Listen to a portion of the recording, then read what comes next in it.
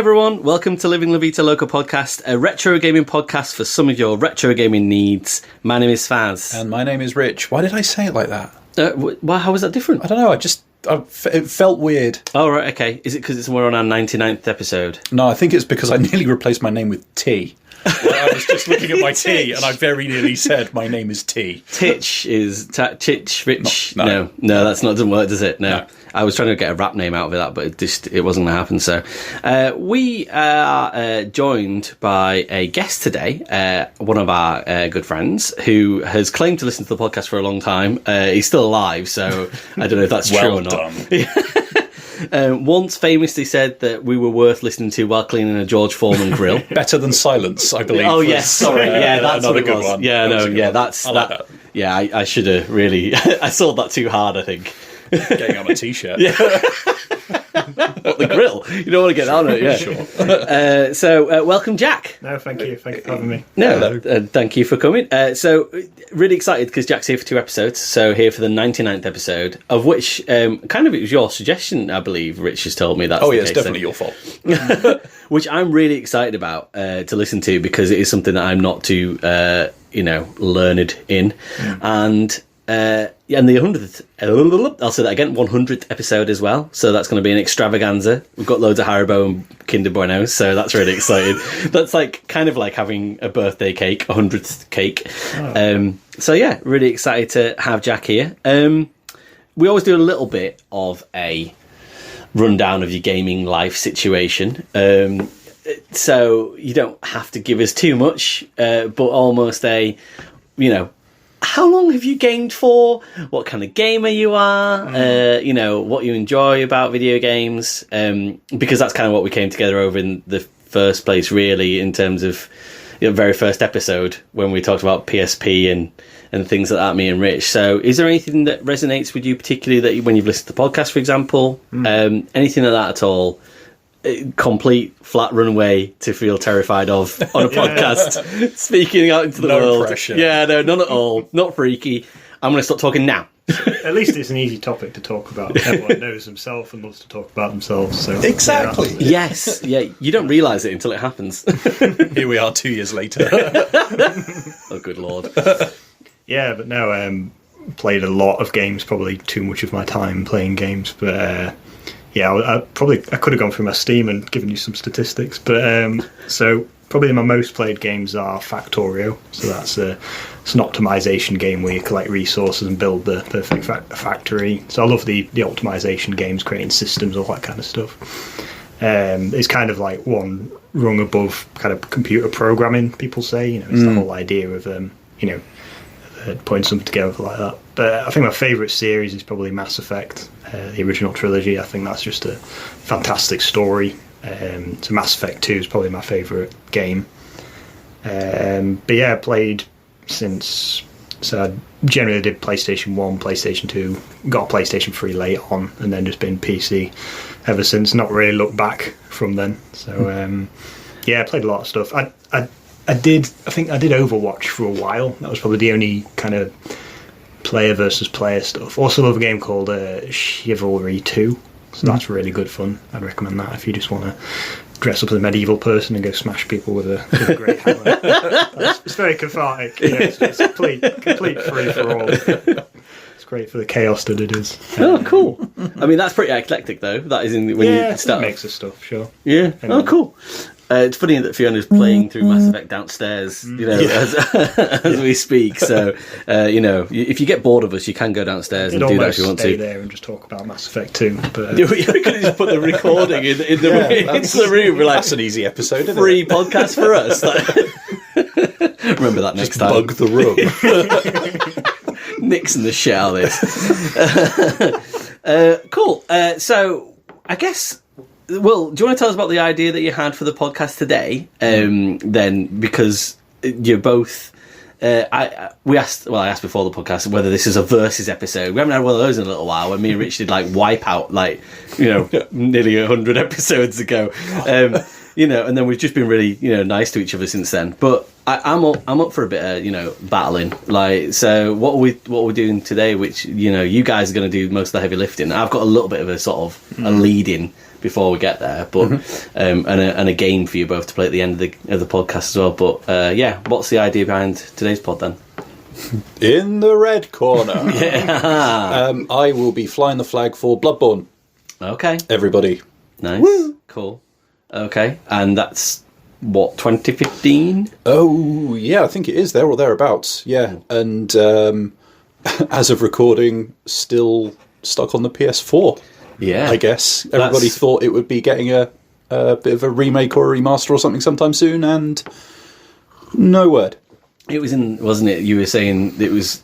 People presumed it might come up in the state of play last week. Yeah, for PlayStation and get a bit of being 10 years and stuff. But it's interesting it didn't get anything at all. Yeah, it's kind of a convenient time for them to do something like that, but no mention yet. But surely there's money to be made. I saw on the news there was they've apparently took down a mod that took it to 60 frames per second. Yeah, it was interesting timing. They've done that now, so that kind of fueled rumours that they are going to do a remaster, and they really should, because it's a great game, and Rich was kind enough to actually lend me his PS4 so I could play it, and it was probably the only game I would have bought a PS4 for, but I genuinely considered it at one point. I was just so keen to play it, and really enjoyed it. So don't hate it, but it is definitely inferior to the blue corner. Yes, the blue corner. There we go. I love a little bit of fighting talk. The challenger. I was waiting for that to happen. Like, Jack has been so nice, and he was like, right, fuck this shit. Okay,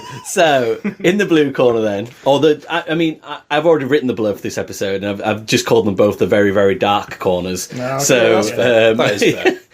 I get that. Dark Souls 3 is what I'll be representing. Because the original idea, Rich said, "Do you want to come and talk about Bloodborne?" And I was like, "Well, no, that's your game. You love Bloodborne," and I liked it. I enjoyed it, but I couldn't be as excited about it as I could be for Dark Souls 3. So I said, "Well, what if I talked about Dark Souls 3? What if you talked about Bloodborne?" And then we could kind of compare and contrast two very good games, where one is clearly better than the other. Excellent. So, and I'm going to compare.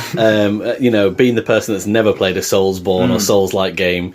And I might be convinced which one to sort of opt for first, really. So basically, we're vying for your blessing. Is that what we're saying? Yeah. I am Juliet, and I'm going to lower down my beard from the tower. Right, and you need to grasp hold Juliet. of it. Yeah, you need to grasp hold of it. Well, didn't Shakespeare have just men playing women? That was kind of the thing. So true. Yeah. He wouldn't have me doing it. Jesus. So anyway, there's better looking men than me. I'm going to give a little bit of a lowdown to lead you guys in a little, in terms of some facts about the game. When I said 2015 question mark before, it is 2015. That's good, because I did very little research for this. Yeah, well, I thought I'd do the researchy bit at the start. Thank you. Big help. So Bloodborne first released compared between the two, 7.5 million units sold up to 2022. It was. This isn't really necessarily a fact, but it's relevant to us. It was the fourth best game in the GQ poll that we did for our first birthday podcast. Oh, right. Yeah. And you picked it as your 9th game out of 10. So you put it onto your top 10 games out of that 100. Did I? You did. Wow. Yeah. Cherished memories. Clearly. Go back and listen to the episode. You can't make me. And it actually, on that poll, it beat the original Dark Souls and Elden Ring. Dark Souls 3 was not on there, just to stoke Jack's fire. Wouldn't have been fair, would it? Yeah, it would have been just too high. It would have been too high.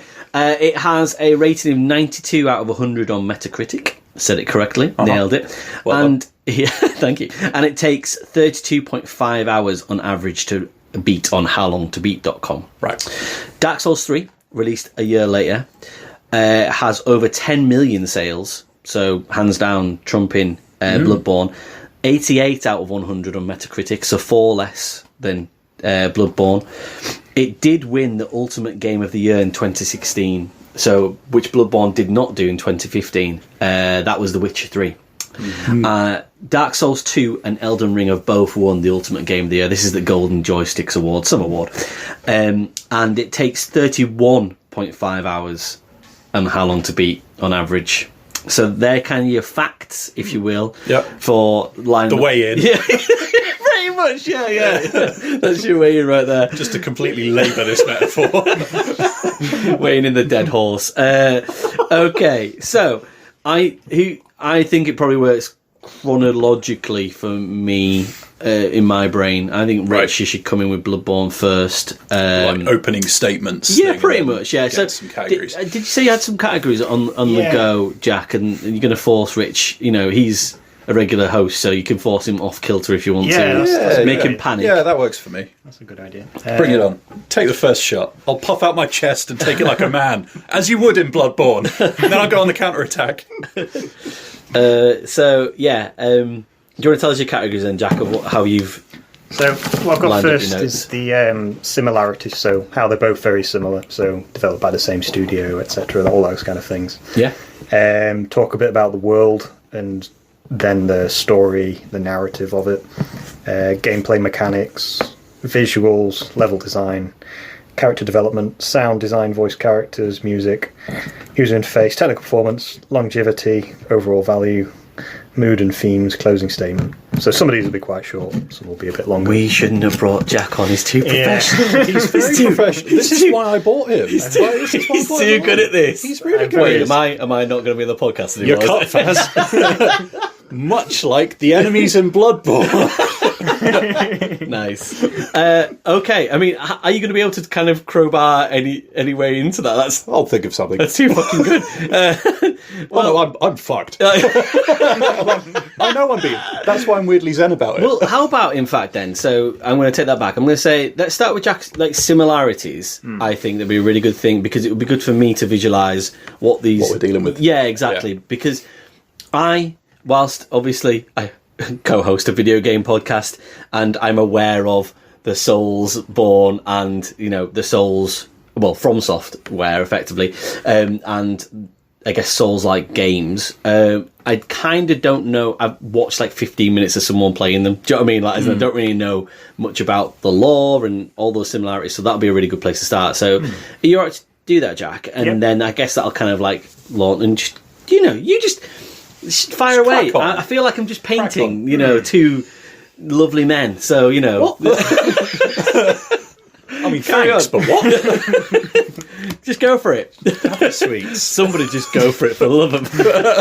So similarities. So both developed by FromSoft, Bandai Namco. As you said, very similar era. So only 1 year apart. It's a third-person action RPG is probably the best way of describing it. So probably similar to The Witcher if you played that. So you're kind of behind the character. You can see the character in front of you doing stuff. Mm-hmm. It's archaic weapons, so it's almost medieval, but Bloodborne does get into the gunpowder stuff as well. So your swords, your spears, your shields, all that kind of stuff. And there's magic as well. So you've got your... I think less so in Bloodborne. You've kind of got runes and that, but not quite the same. But in Dark Souls, you've got you kind of casting blue magic or firing lightning or fire, all that kind of stuff. They're both quite dystopian. I'd say Bloodborne is a lot more eldritch horror, whereas Dark Souls is kind of more like medieval dark type thing. Can I just put in with questions every so often? So, yeah, please. Like you say, dystopian, like as in, when I look at these games, I swear, like I've seen in blurbs, it's like, oh, this knight sets off to save the world. But whenever I see the world, it looks fucked. Yeah. Like it doesn't look like there's anything to save. Basically, is like I think it depends which game you're playing, but there's distinct themes of like descent into ruin or descent into madness, or like that. Often what you are saving, you will get partway through saving and be like, is it worth it? Yeah.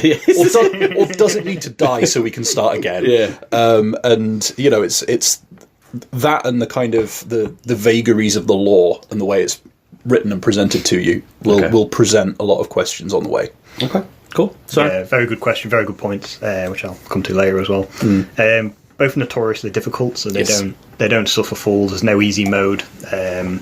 It can be quite punishing in terms of if you die in a certain place, you'll have to redo a lot of your progress just to get to the point where you got to before. There's certain boss runs where you actually have to start at the bonfire, get to your boss. It'll take you like 45 seconds to get there, to just get to the boss and be like, oh, died again, so I'll have to do it again. So it's a bit of a masochist game and has been known to break many controllers. I saw a man on the subreddit last night crying because he'd done like a run where he'd done all these Souls-like games in a row without getting a hit, and he looked half proud, half the most broken man I've ever seen in my entire life. Take years off your life. And I was like, is this the most impressive and least impressive thing I've ever seen at the same thing? I felt bad for him, but also I was like, that's a hell of an achievement. I think for me it's one of those like, you've got to walk a mile in another man's shoes kind of situations. Like if you've tried playing them and you know how bastard hard they are, I think suddenly that achievement is like, is a lot, or has a lot more weight to it. Don't get me wrong, I'm not doing that. It's a hell of a thing. Yeah. So it's kind of your stamina management, pace combat. So it's less forgiving of just running in and hacking, like a Dynasty Warriors type thing. But I think Bloodborne is a little more leans into that. It does let you be a bit more aggressive. Dark Souls is kind of a bit more. You have to be a bit more conservative. It's kind of, you've got limited healing, so you can only heal yourself so many times. So you've got to be cautious sometimes. Less so Bloodborne. It's the bonfire and lantern checkpoint system. So you'll go so far through a level. You'll only be able to save at certain points, and if you die at certain points, you'll have to go back to the last bonfire. Okay. So it doesn't forgive death easily. And every time you rest at a bonfire, all the enemies come back. So really? Right. Okay. So there's kind of a penalty to and when you rest, you get all your health back and all your health potions. But it's not forgiving in that. Is there some? Is I guess when I was talking about that guy before, that is in. So would you say then? Is there some tactic to? Could you? I mean, you probably wouldn't want to by the sound of how difficult it is. But could you skip a bonfire because then you know that you're not going to get a respawn of enemies in that area? Is that feasible or is that? He's kind of no hit. He doesn't need his healing items back. So he doesn't need to save. Both of your blank expressions makes me feel like you've never skipped a bonfire. No, I mean I never did. I never did. But like I prayed for one around the corner. That's the thing. You kind of get into this risk reward thing, don't you? Where you could press on. Like, do you press on and try and get to the next one, or do you turn around and go a route that you've probably cleared back to where you've come from, knowing you have to fight through it again? Yeah, you've got to take some cojones to gamble that, really, isn't it? Yeah. Definitely. There's a central hub in both these areas. That's a place you can go and meet all your NPCs and have these chats with these very interesting NPCs, often with dark and sinister undertones, which I appreciate. As you defeat enemies, you get souls / blood echoes. They let you level up, buy items. If you die, you drop all the souls you have. And if you don't pick them up on your next life, they're gone forever. So if you've lost like 3 levels worth of souls, then there's no feeling like it. Even yesterday I was playing Elden Ring and it happened to me, and I was like genuinely so angry.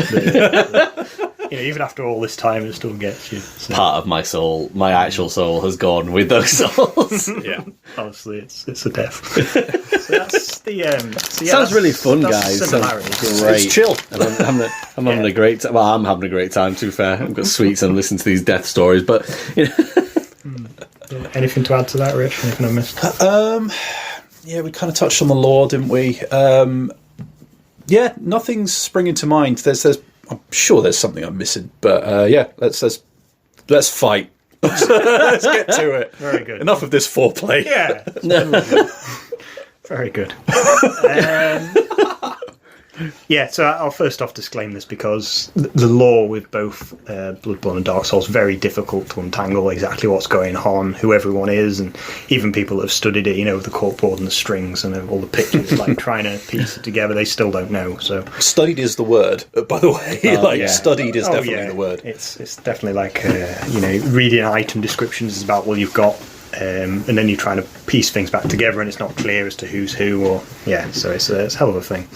But to do a bastardised version of a world summary. So, as we talked about before, in Dark Souls, the world is kind of in a slow heat death, fade to darkness, rotting to nothing situation. Much like the real world. Well, there are similarities. allegory is a thing.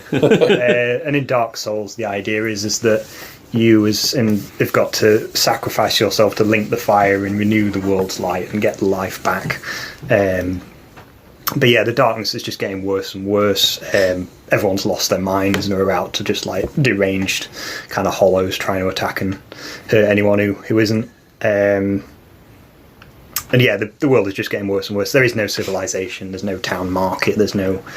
I think Bloodborne's slightly better. There are at least people in their homes, like seeming to have a life, but everywhere else is just completely... That sounds like a dig to me. That sounds like just easy street. Playing it safe. Yeah, I know. Playing It's it just safe. so chill. Don't get me wrong. Still not. Everyone's still got Netflix.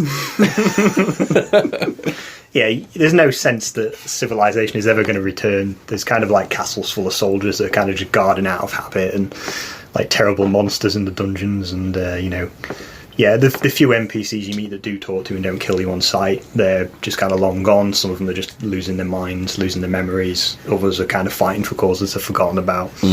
Yeah, so it's medieval fantasy. It's grand castles, dragons, wizards, demons.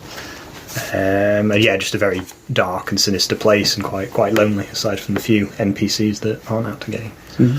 Yeah, I mean, so Bloodborne then. Bloodborne. So Positively bustling yeah, by comparison. Exactly. Yeah. Just like fairground rides and You are on the Candy night floss. of the hunt, and there is a town, a big town, with people are clearly at home, locked in, staying off the street. It's basically like a Victorian Gothic version of the Purge, and things are going south fast. And there's these hunters out and about trying to quote unquote hunt beasts.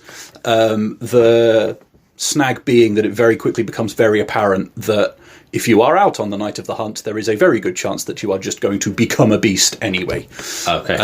And it plays with this notion of at what point do you start to lose any of those last dwindling threads of your humanity and give in to a bloodlust and just become a psychotic axe/sword/whatever wielding nutter, like everybody else that you are cutting down.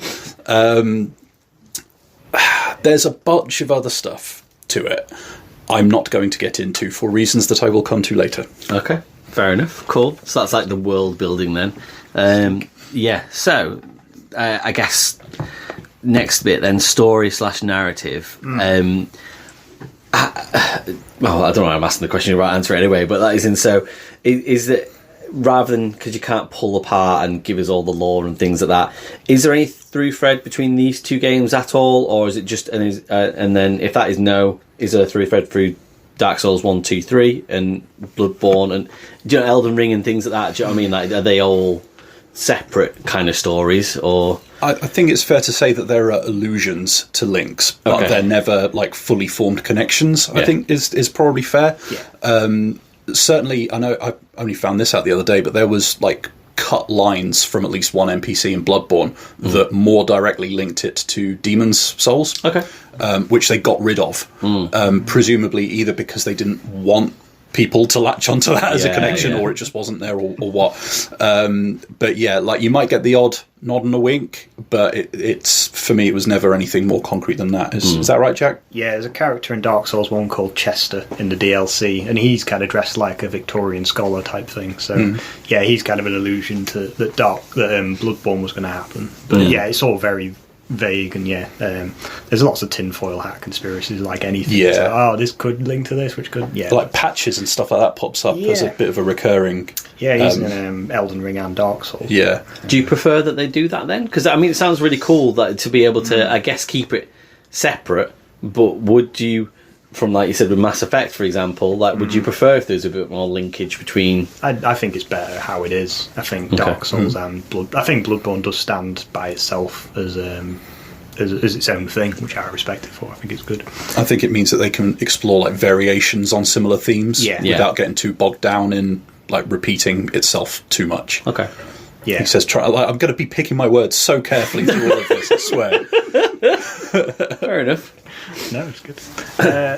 In terms of Dark Souls 3 story, so there's a cycle of great heroes sacrificing themselves to renew the flame and keep the world alive. As as Rich said earlier. But yeah, everything's just getting worse and burned out. And by the end, you kind of, people are being called to come save the world, and like, we don't want to.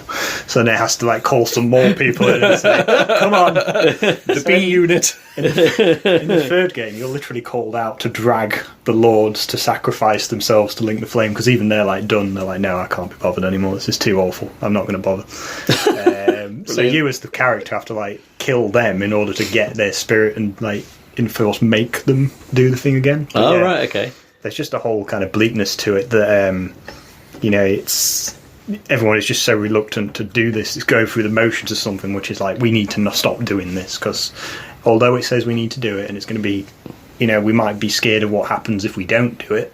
So you kind of get to this point in the story. It's like, well, because you've done it for Dark Souls 1, you've done it for Dark Souls 2, and it's been diminishing returns every time. Yeah. So by the time you get to the third one, it's like, actually, should we link the flame and keep this going, or do we just say no? And that's quite an interesting theme, which I'll talk about later. But you do, as the game progresses, you realise actually there's other things we can do. There are alternative endings, so we could change this, and we don't have to go do that. And then the kind of, even the music changes from a tone of just drudgery and like, this is sad, but we'll keep going. Even that becomes like, oh, this is interesting. This is new. We're wrestling with something different here. Are we actually going to do it? So as I talked about with the item descriptions, the story's not obvious, the characters aren't obvious. Like, a casual player could play the whole thing and have no idea what is going on or why they were involved. And that was me in my first playthrough. I like that. That's good. I mean, this is reminding me a completely terrible analogy, but it's almost like Lost. Like, it's in like like the first series or second series of Lost, where they're down in where and they're doing the numbers in the bunker or whatever it is, and they're just why are we pressing these numbers? Well, someone told us to press these numbers, and it's like, well, I don't actually know what's going on here, but did we stop pressing the numbers? And it's just like. Except that was shit compared to this, by the sound of things. So I mean, I loved Lost, but it was still shit. It was actually the way of telling stories was the director's Japanese, and he said he tried to read English stories but really struggled to access the stories. So it was that replicating that experience of only getting a bit of the story, and you engaging with it in a very difficult way. Been watching you have too to much. kind of work for it. Yeah, too much J.J. Abrams, as And as we talked about as well, it calls back to Dark Souls 1, Dark Souls 2. And some of the character stories progress as well. And there's a sense of nostalgia, like, just one more time with my old friends, go on this adventure together. That's the world. Okay. Bloodborne world. Like I kind of touched on, sort of Victorian Gothic funsies. It's basically Fromsoftware doing like eldritch horror.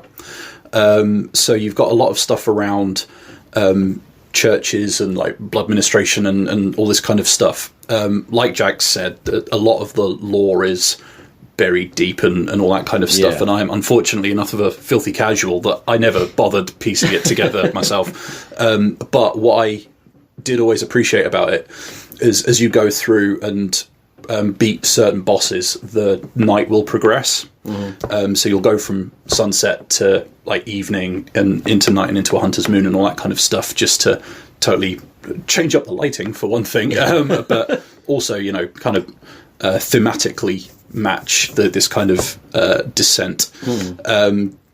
There's a lot of toying with insight as a sort of resource. Okay. And the reason I mention it here rather than gameplay is that kind of feeds into this world anyway, so you can pick up like Madman's knowledge and stuff like that to gain insight, and you can get it when you run into certain bosses and things like that. And it kind of plays into this notion that you are slowly starting to peel back the layers of what's going on. All right. And it will get to the stage that, like, one of my personal favourite highlights from playing it through was there was this one particular section that you visit reasonably early on, right, in the game, and by the time you return to it later on, you will have gone through it dozens of times, but then your insight could potentially hit a certain level where you realise that, like, there's just this cosmic horror above it that's been there the entire time, watching what you've been doing, and you've just never noticed it because your insight hasn't been high enough. Yeah. And it's those little moments where you kind of start to appreciate that is it madness, or are my eyes just being opened to what is true? Yeah. And it plays into a lot of that questioning of yourself and your motivations for being there, let alone like the fact that you are just waking up tied to a table to start with and basically pointed in a direction and said, right, well, you're going to kill some stuff now, aren't you? And yeah, I think it's very, very effective.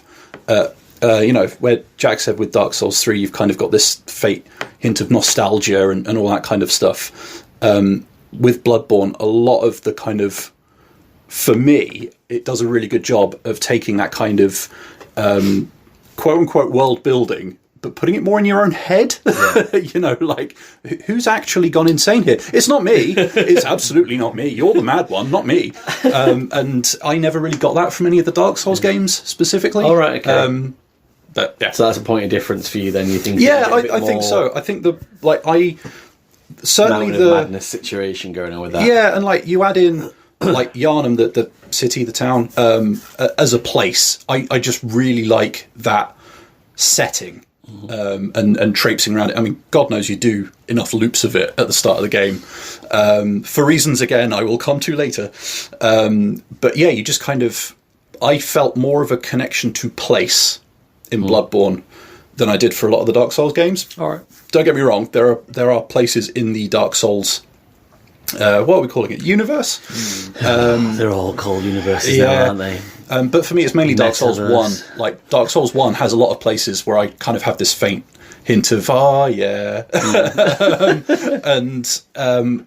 Bloodborne is the one... Yeah. But Bloodborne is the one that trumps them all.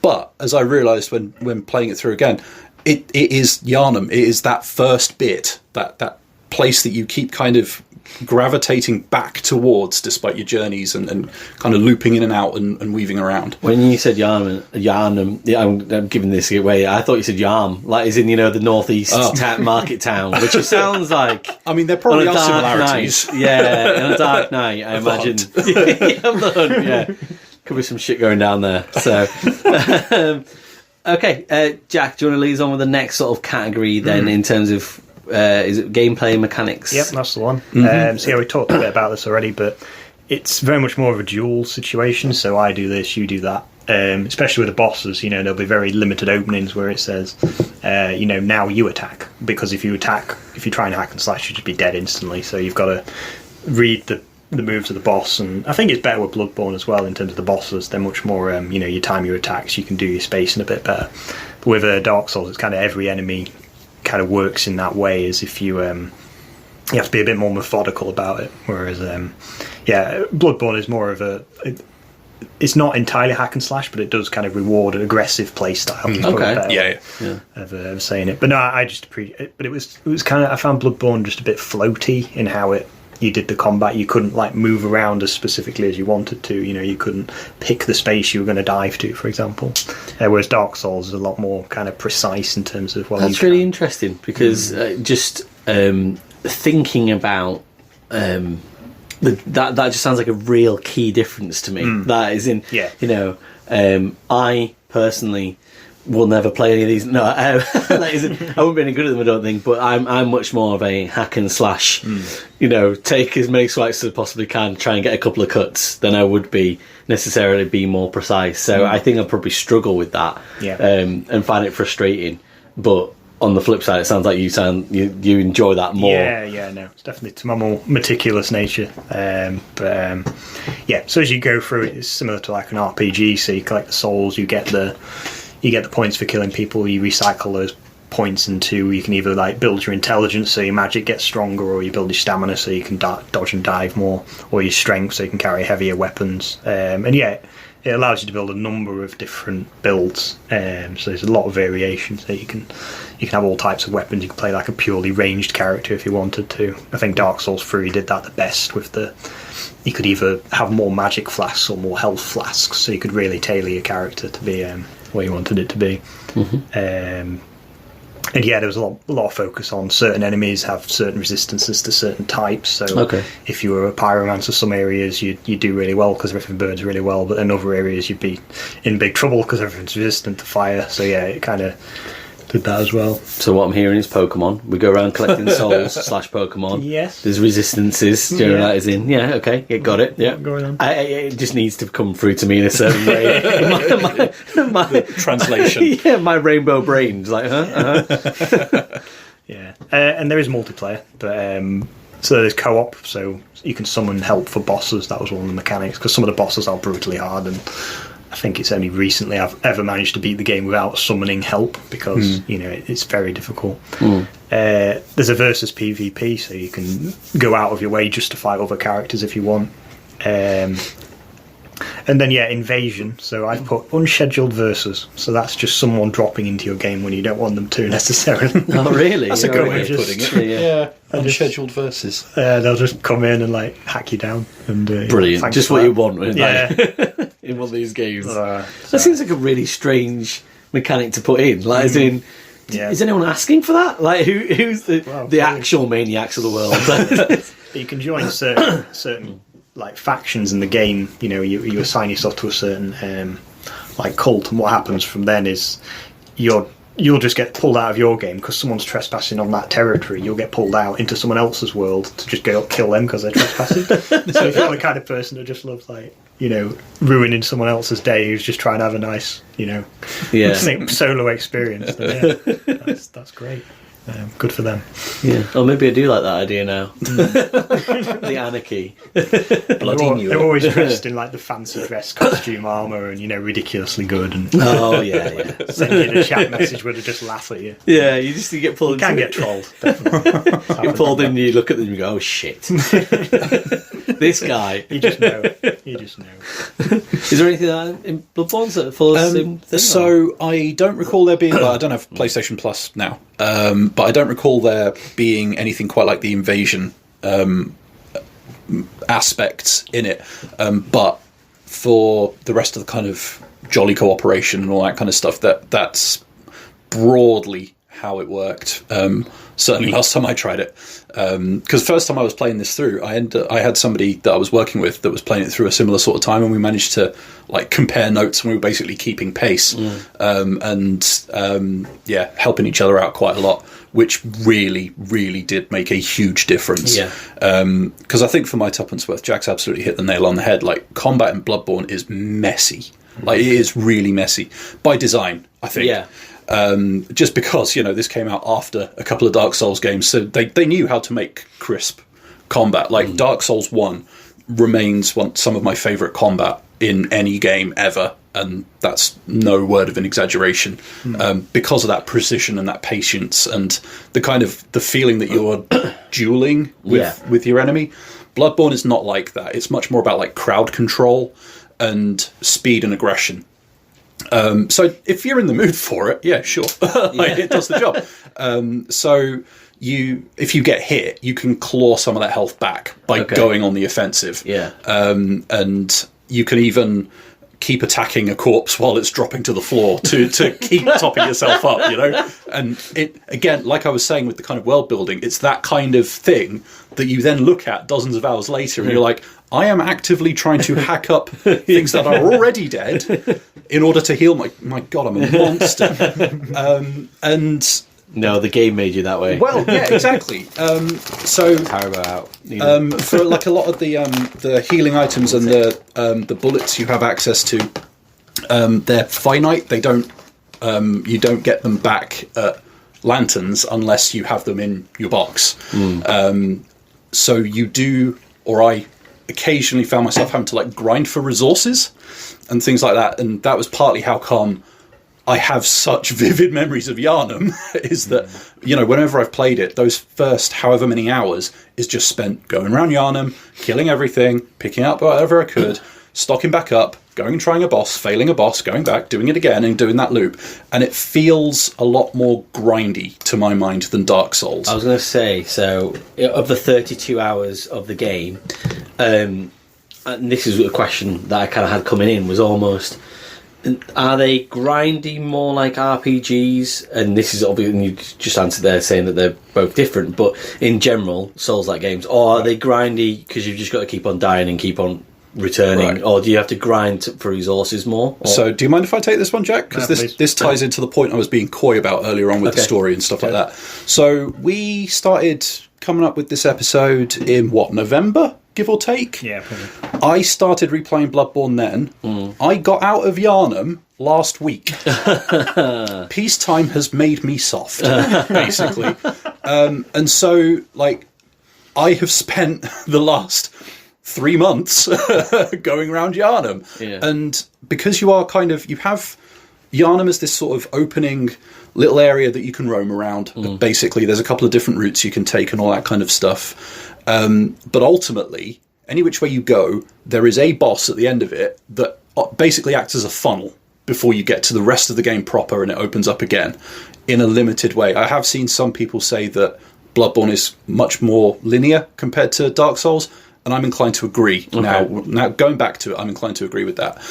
Because at least, even with Dark Souls 1, you had options. Like, once you were out of that initial hub, you had options. If it wasn't working for you going one route, you had a completely different way to go. So it felt a little bit fresher. Bloodborne, I didn't have that. And so for me, it felt a lot more grindy, much more grindy than Dark Souls would have. And then you add in the fact that, you know where to get to a boss, you know the route. By this point, the fear of the area and the fear of the unknown has well and truly gone, so you can just run past everything. You are fine. You can make good headway and good progress. It is purely about clawing together as many blood vials and bullets as you can. And you can do stuff like give yourself 5 bullets at the expense of some of your health. Yeah. And, you do have a couple of mechanics like that. But for me, there was a lot more like resource management than I had in Dark Souls. And then you add in this, like Jack said, this kind of floaty combat where, and sorry, I'm going to go off on one here, but I realised probably around month 2 of Yharnam. I know, guys, I'm worried about his health too. But I realised when I played it through originally, I wasn't nearly as into fighting games as I am now. Yeah, okay. Right?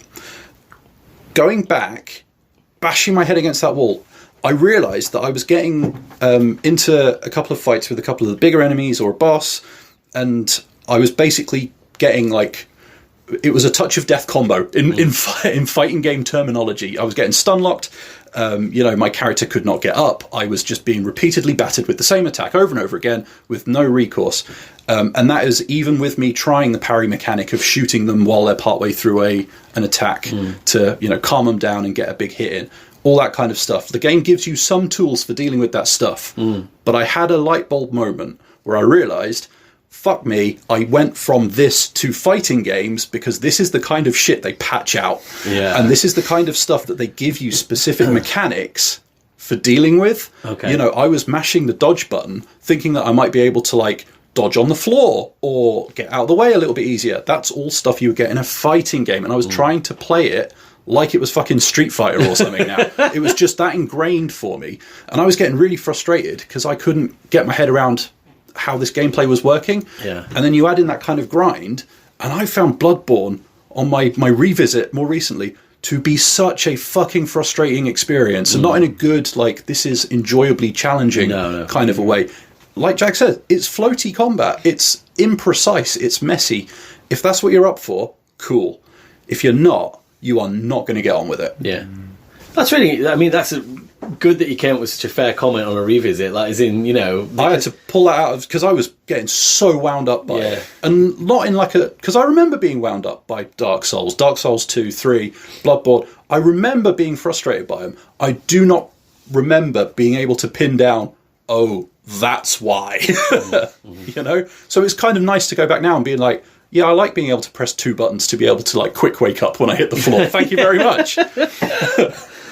Dude, that was awesome. Really enjoyed that rant. Jack, get us back on track. I'm happy for Rich to sabotage his own Bloodborne. Yeah, I thought you might be.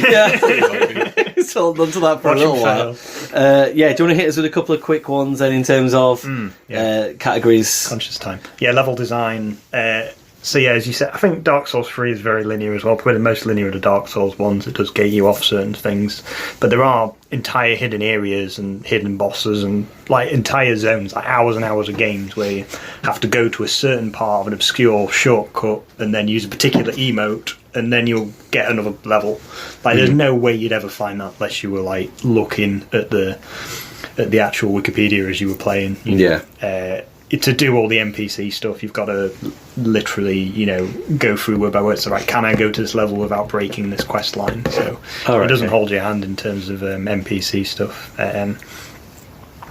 So there's loads of stuff you'll miss if you don't go for it. But it is good in terms of levels, so you can do yourself over if you do the wrong thing. So if you play too much in the open and there's like a huge giant crossbow firing at you, then you're in trouble. But if you kind of use the terrain to your advantage, or use different magic when sometimes you'd use melee weapons, then you've got options, and you kind of have to adapt to the level. So there's a good variation, but then still plenty of ways of getting through it. Sometimes you'll just use ranged weapons because there's so many enemies in a certain space. But if you like jump down to fight them, you'd just be screwed over. So it's good. It's good verticality, like good wide open spaces and good narrow stuff as well. Oh, cool. And obviously you've spoke about on Bloodborne anyway. I've kind of touched on it.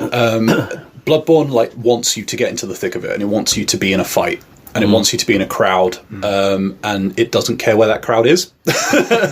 Sometimes it might be like out in the open. Sometimes get out it of the might Market be Square, you bums. Yeah, and sometimes it might be in a really, really tight tunnel.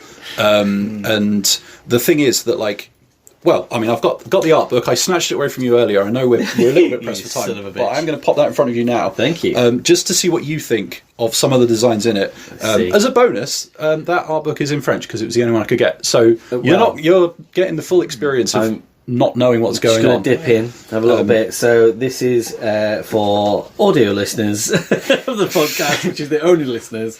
Rich's art book of Bloodborne. And I'm just thumbing through it. So just while you're having a look at a couple of the pictures, a couple of points, like when you are going round Yarnum, some of the ways that, because the building designs are so intricate and the enemy designs are so intricate, it's quite easy to get, say, gaps between buildings that you think you can get down, but you can't. And then because you are trained from playing Dark Souls, you start hacking at it relentlessly for ages in case it's invisible or something gives way.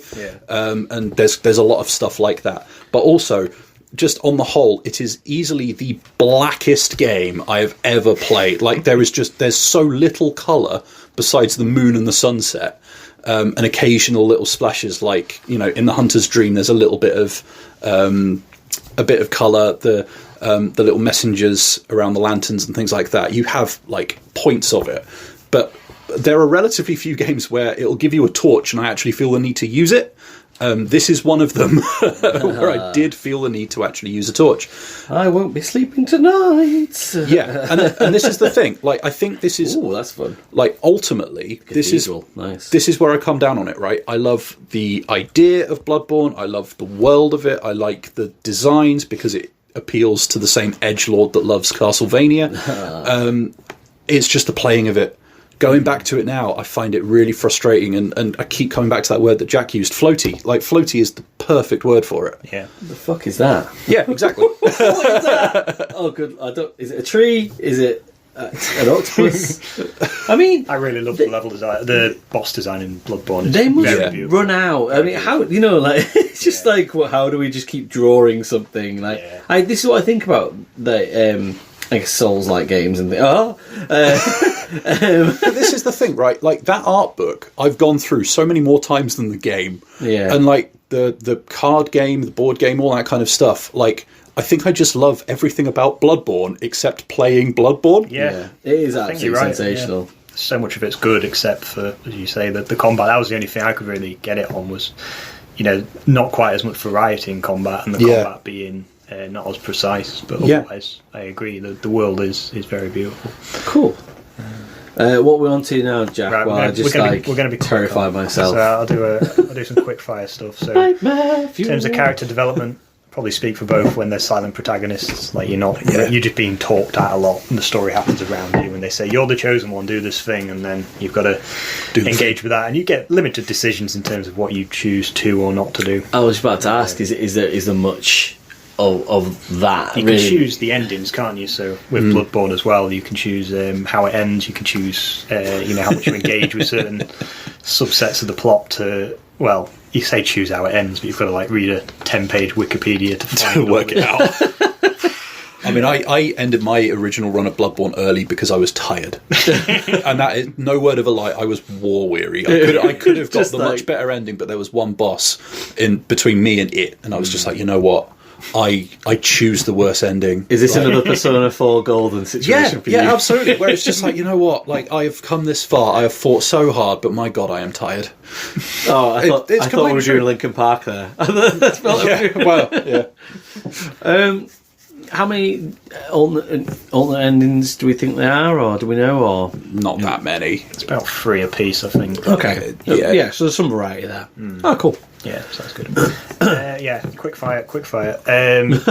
Sound voice characters fine. Some of the characters are very interesting. So I play a lot of D&D, and I've written a D&D campaign, and so many of the characters and so many of the themes of that are based on Dark Souls, because it's just an absolute wellspring of moral ambiguity. People that just live entirely different lives, see the world from an entirely different perspective. It's an absolute dynamite set of NPCs. So they'll just talk at you for a bit, limited interaction, but you get a sense of where they've come from, what they want you to do. It's just very memorable, very inspiring. Rich tells me you're a very experienced D&D dungeon master, and so, like you said, do you find yourself better at it now since you've played the Soul series? I started Dungeons and Dragons after I'd played these games, so I think that helped. And I just knew there's an entire island. I want to set an entire bit that is just based around Dark Souls 3 and Dark Souls 2, and it was such a rip-off. I hope the copyright people never find me. Well, they won't listen to this podcast, don't you worry about that. It was so good being able to flesh it out and see these unprepared players kind of wrestling with that moral ambiguity, and says, is this the good ending? Did we do the right thing? I just don't know, Are we the bad guys, Hans? It's just, I love putting people in that position, because so much mainstream media is about, the hero saves the day by doing the right thing, and, it's obvious what's right, but in here it's just like, well, there's a lot of grey. Yeah. So I just want to live. Yeah, there's a lot of that as well. Anything you want to say on sound voice characters? Yeah, so I mean, there's not a heck of a lot to write home about that's different in Bloodborne for characters and things like that, but I do want to give a shout out to the sound design when you're going around Yharnam, because obviously with the Night of the Hunt, you have the kind of havoc of what's happening in the streets, but there'll be doors that you can knock on as you go around. Some of them will have relevance for side quests or give you useful items and things like that. Yeah. But a lot of the times you will just hear murmurings of stuff that's going on behind closed doors, not all of it good, and you do kind of get that impression that maybe even just locking yourself away is not necessarily going to save you tonight. And you'll have things like you'll go around and you'll have a familiar route, but you'll hear a roaring somewhere. Something not good is nearby, and it's one of those places that Gene, the Netflix is hooked. Get the big plates out. But because of the number of times I went round it got to the stage that there was one point where you're going back to a lantern, and you'll hear this kind of beastly roar somewhere. And the first time you hear it, you're like, oh no, I hope that doesn't get me. And then by the upteenth, you're like, oh, this guy. It's kind of nice. It's like a doorbell. When you go into a corner shop and you hear that boop boop on the door. It's like that, just with a beastly roar. I mean, obviously, at some point, it's gonna get you. That is, of course it is. You know it's gonna happen. But I'd love there to be some subversion with that, where that deadly noise is just sort of the nicest person in town, just sort of come to give you some health or blood vials, Well, you even get it's just Doris. Yeah, you even get stuff like people coughing away and stuff like that, and it just whatever is happening in this place.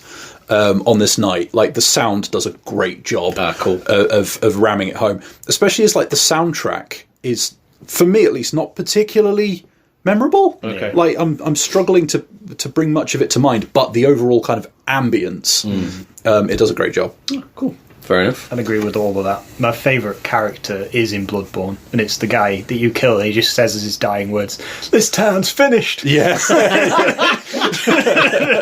Just like Morrison or something. That is my favourite. Music in Dark Souls incredible. Massive orchestral choirs singing in Latin, and you think, oh, the boss is dead, I've won, that was a great soundtrack, and then it'll just go, oh, and then it'll just go another level of awesome, and then the third level comes in, and it's so incredible. It inspired me to learn the piano, and just so I can play that's so cool. Just so I can play Lord of Cinder. That's pretty much all I wanted to do, and I can play half of it. It's like your party piece, just like everyone's like for the 3 people who have played Dark Souls. Yeah. But also terrifying when you've got guests coming round, just sort of like, play Jack, some. can we put the fire on? Play some Gershwin. No. Oh, we're going there, are we? Right? Yeah. I don't have many guests. I think Richard... No, shoot you. Yeah, I think the music in Bloodborne is good, but yeah, I'd say the atmosphere is probably better in for sound. There's lots of boring stuff here. Just that was good. So it's my 8th most played PC games. Cool. 328 hours prior to the review. Crikey. 392 after the review. Okay. You've completed it 10 times according to how long. Yeah. I keep going back to it. Honestly, it's amazing. Like, just there's nothing else like it in terms of of how it goes. There's plenty of clones of Dark Souls, but I think there is only one Dark Souls. And Bloodborne is good for being a spin-off of that, just as Sekiro is, for Fromsoftware and Elden Ring as well. So, but yeah, great value if you can get into it. But I appreciate a lot of people will see that barrier to entry of needing to be good and dedicate time to it. It's not for casuals. I was going to say, is there a particular entry point? If I was going to go, right, okay, I want to play Dark Souls now, and is there one, not necessarily like from ease, but just sort of like... the one to start with. Yeah, to make me feel less terrified of... Are you just talking Dark Souls or all? Not all of them. All of them as well, yeah, like Sekiro and things. Elden Ring might be most player-friendly, but it's still not easy, Yeah, you've got to be careful with it, but I'd say either that or Dark Souls 3. Yeah, that'd be my guess. What about you? I would probably say Dark Souls 1. Okay. Like it's not easy, obviously, and it's I get the impression. I've not actually played Elden Ring, but I get the impression there's some concessions there for ease of getting into. Yeah. But I think Dark Souls 1 for just kind of showing you the ropes, as it were, because they're finding their feet, maybe. I think there's a little element of it, and that's the one where it all kind of started. The formula started to kind of properly coalesce for me. I know some people would recommend Bloodborne. Okay. I would probably be less inclined to, but I think it gets the nod because that Yharnam area gives you a little bit more wiggle room to. You feel like you've got a bigger patch before you get to the first big skill test. Right, okay. So I kind of get that. But yeah, I would say Dark Souls 1. Interesting. Although while we're on like replay value and stuff like that, I do want to mention Bloodborne's Chalice dungeons and stuff like that, because as you go through, you can pick up these items that will unlock extra dungeons that you could go round that are separate to the kind of overworld, if you like. Right. Okay. A lot of them are kind of preset, but some of them are procedurally generated. Yeah. So you do get a little bit of wiggle room and a bit of replay value out of that, unless you do like I did and upload your save file to PlayStation Plus and then get rid of your account and have to start all over again. Which you really enjoyed that, doing that, yeah. It was a voyage of discovery. Really conscious of time, I don't know. No, it's okay, don't worry. I mean, I definitely want to go through this section. This is probably the most important one. Cool, so, go for it. Mood and themes. Oh, yeah. So I think Dark Souls 3 really captures a sense of bleakness and hopelessness tremendously well. And yeah, just the idea of you've got to keep doing the same thing over and over despite things being worse. I think that's a great metaphor that's probably helped me, just kind of background process, just real life in terms of, do I continue as I am, or do you kind of need to go to that change situation? And yeah, it's just an interesting set of ideas to explore in a very allegorical session. So the idea of, you need to finish the game, you'll be done with the trilogy. You need to sometimes just burn it all down, and trying to hold on is more destructive than keep it on. And yeah, I think because for me, I'm very much a creature of habit. I dislike change, but some people are, I'll change every week. I think you're great, Faz, in terms of how you play games, because you're just happy to dive into something, do it, and then do something else. Whereas I'm very much like, I'll spend 1,200 hours on Factorio. So it's good to be told you should do things differently sometimes. I really appreciate that. That's very kind of you to say that. I mean, it is just genuinely right, okay, 3 hours and done. Yeah, okay, next. I need to embrace that more. It's a good thing. And yeah, as I talked about, I love the themes around moral ambiguity, strange personalities, uncertain outcomes, not necessarily being like a happy ending, but, knowing you've kind of done your best in the situation. I think that's all quite, I think it's just a lot more interesting than kind of just your mainstream, we're the good guys, we'll save the world kind of stuff. So. Yeah. That's really cool. And I'm going to be honest, it sounds amazing, really. Like, I didn't expect the conversation to go how it's gone, that how much of an effect it's had in your life, and how, like you say, your thought process and learning the piano and things like that. Like, isn't it to have something like a video game to have such a strong impact on you, and it sounds very positive to me. It's really cool, man. Yeah, it's awesome. No, I had to come on and talk about Dark Souls 3. It was probably the one game to talk about, so I'm glad to have the opportunity. Oh, that's really cool. Yeah. Have you got any closing statements between you two? What I want is as well a score for both games. Now, obviously, I know we pitched it as a bit of a versus, but I don't think it necessarily has to be that way. I want you to be like quite open and honest and fair about your score, not to beat the other person. I'll let Rich go first. You both say it at the same time. That's what happens. But yeah, any sort of closing statements about the games then, in terms of any more impact it's had, Rich, or anything? Yeah, so I mean, like I say, Bloodborne is one of those things that, as I've kind of had a bit of distance from it, and I can look at it a little bit more objectively, I feel like it's got under my skin, right? It just kind of lives there now, rent free, and going back and playing it, you kind of have this. Well, when I was playing it through originally, you had that kind of fear of the unknown, like you normally would with a Dark Souls game. You know, you're kind of tentative, and then you realise that you have to get on the front foot and be aggressive, and then you're suddenly rampaging around Yharnam, utterly convinced you are the scariest thing in this town, even with what's going on. And then you get to that first boss, and then you realise, actually, no, I can't be this like frenzied monster. I have to, like, cooler heads are going to have to prevail, and I have to put this beast down. And it's that kind of gear shift, I think, is really, really interesting. However, like I've said, the point I keep coming back round to is just, for me nowadays, the level of challenge versus the crispness of the combat, or lack thereof, is a bit of a problem for me. But my God, that atmosphere and that world, and just the vibe of it, the atmosphere of it. Like, give me a Castlevania that looks and feels like that. Oh my God, I will live in that game for months, So I will always have a special place for it in my heart. But I think there's a clear winner here tonight. It sounds like you'd be one of those people that would be hankering for a remaster of Bloodborne, potentially. If you ironed out a few of those things that you think that it needs to, or do you think it's just the way that's? I think what I've got as, they're not gripes, but I think the bits that I wasn't getting on with as well as I used to, because it is me that's changed. It's certainly not the game. But like, I don't think they're necessarily the things that are going to get ironed out in a remaster or a remake, unless it's reasonably fundamental. That said, like, I'm playing it on a base PS4. It was struggling with it. My TV was struggling to display it. Like, I would have weird juddery bits and all this kind of stuff. 10 years old, it was chug. But I mean, the TV's 15, 16, 17 years old. So I mean, a bit of spit and polish might help. I don't think it would help enough without fundamentally changing the game. All right, okay.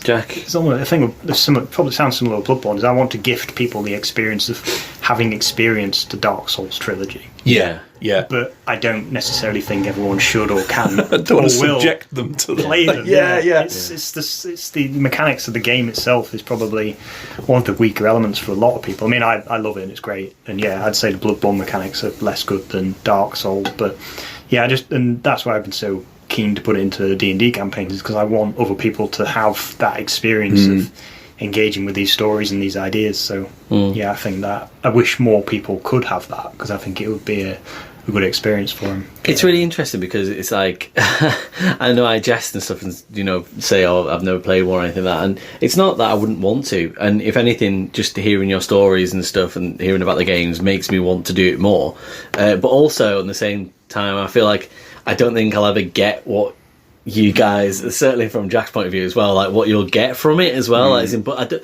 that's not necessarily a bad thing. Like, as in, I've got to spend an hour listening to you guys talk about the games, and I've held the art book of Bloodborne and listened to Jack's stories and stuff like that, and that's, it doesn't have to be good enough for me, but it kind of is, if that makes sense as well. So it's almost like I feel like I've got a lot from that, so that's not necessarily a bad thing either. And I'm sure at one point, when I'm 75 sitting in a care home with my PlayStation 4 just chugging away, if I'm lucky, that is, I might boot up Dark Souls and go, yeah, I'm ready for this. It's time.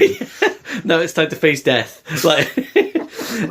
So I'm gonna just ask for some scores then, at the same time, just so there's no. Are we both scoring both? Or are we scoring each other? Yeah, do you want to? Yeah, it's probably fair, isn't it? Yeah, if you've both played them both, which you have, then you may as well. Yeah, that makes sense. So, and then we decide what I put on the spreadsheet. You need to write that down. Yeah, I haven't got the capacity to be able to do all the question. No, okay. So Dark Souls 3 then, out of 10. Okay. Let's go for it. 1, 2, 3. 10. Oh wow! Really? Okay, yeah, cool. Yeah, really. Like double tensies. Yay! First 10 of the year. Like I knew it was good. I don't like it as much as you do, but considering how much of an impact it's had on you, like the quality is there for me. Like for me, like a 10 out of 10 would be Dark Souls 1. Yeah, I'd give it a 10 as well. Yeah. So yeah, I'm perfectly happy with that. Okay, cool. And then Bloodborne then. Yep. 1, 2, 3. 8. 7. No. There we go. Wow. Okay. Cool. Fair enough. I guess you've got the deciding vote then, Faz. I think I'm going to go for. An 8, just because before you started talking about how the mechanics felt a bit floaty and things, I think I was almost a bit more drawn to probably playing Bloodborne because of it having even though it has that grind, it has a little bit more linearity, which is more for me, and also the fact that it's a little bit more hack and slash, and I could probably have a few more blows rather than being precise. Again, I'm terrible at that, so I'd probably more lean towards that than I would something else maybe. So that's wonderful. I mean, I've often wondered if I would get on with Sekiro, because it's less of that kind of item grind and more about, no, you're going to learn how to play this fucking game. So, but I've not got around to it. So, but it's horses for courses, and that's kind of where you get into the nuance of the different games. So cool. There's probably one out there for you. Yeah. Well, I mean, Jack was worried about time. I'm going to waste your time now by playing Souls Likey, no Likey. Right. So, from the famous... Did you start from the title backwards? Oh, absolutely. Whatever gave you that impression. Need some more arrow back. From the famous subreddit post, someone asked what games aren't Souls-like but still scratch the itch. The itch being combat, die and go again, responsibility for your own death, exploration and feeling lost, and patience, which I then put equals being an adult. So you've kind of got about a minute just to think between yourselves and talk, because obviously we're on audio. As in as best you can. So there was 10 games I picked out from this list on this subreddit post that kind of had a lot of votes that people were saying. So they're not Souls-like games, but they are games that would scratch the same itch. And if you come up with a few of them, try and see how many you can get between you. Bloody games. Now, obviously, there's a massive amount of games out there. I was going to say. Yeah, but then, okay, I'll start you off then. You've already mentioned one on the podcast, and try and go down that route. And then that might help you What, Castlevania? Castlevania Symphony of the Night is one, yes. Yeah. Correct. You've got another 30 seconds so we don't waste other people's fucking time Right, either. But okay, I'm just cool. wasting your time. TikTok on all Prey that. 2016. No, Oh, yeah. no. Any kind of dungeon roguelite type So thing. yeah, something like this. Yeah, keep going then. So you've already the word dungeon. Put a word in front of it. It's really it's not very light in here. Oh god, Darkest dungeon. Thank you very much. Okay. I'm thinking things like Hades or Yeah, the kind of Enter the Gungeon, that type of thing. yeah. What's the other one? The one with a little character. These might not all be right answers, to be fair, as well. Like, as in, so you might not think of these. I was going to say we're going to end up with quite a few Metroidvanias and you all that probably kind will of do. stuff. Like Yeah, so, Hollow Knight. Yes, perfect. maybe. Well done. Yeah. Excellent. Ding, ding, ding, ding, ding. Another 10 seconds. Anything else you kind of might think of? Looking both thinking, I don't want to have to answer anything in the next 10 seconds. Yeah. Really, I don't do well on the spot, honestly. I think you've done pretty well there, to be fair. So the 10 were Darkest Dungeon, Zelda, Ocarina of Time. So just to see what you think of these as answers from people. I'm not sure I'd agree with that one. Tunic. Is that that nice little sort of fox thing, Yeah, isn't it? that's a little. Blasphemous and Blasphemous 2. Apparently not they're played really them. good. Hollow Knight, you mentioned. Monster Hunter Rise / World. Hunter, Yeah. Returnal. kind of That's different, though, aren't they? Yeah. My Returnal, yeah. yeah. Castlevania Symphony of the Night. See, for me, these are scratching bits of the itch, but not the whole Yeah. thing. Well, Like, this there's is- a thematic depth to Dark Souls and Bloodborne and stuff that these seem to not quite get. Yeah, no likey. That's what No they're likey, yeah. And then the last couple, Devil May Cry, which again, it's very hack and slashy, but you kind of get. Not sure about that. And the Resident Evil series was mentioned quite a few times actually. That is, I guess it's just sort of the doom Kinda get and that. gloom. Quite deliberate, I guess. Yeah, Yeah. deliberate's a good word. Souls likey, no likey. Dun, dun, dun, dun, dun, dun. Are we done here? Yeah, we're done. Yeah. So thank you very much, Jack, for sharing his story about Dark Souls 3. Thank you very much to Rich for sharing his art book of Bloodborne, which was delicious and is going to give me absolute nightmares. And we will be back on next week's episode. Thanks for listening, guys. Cheers. Thank you. Bye.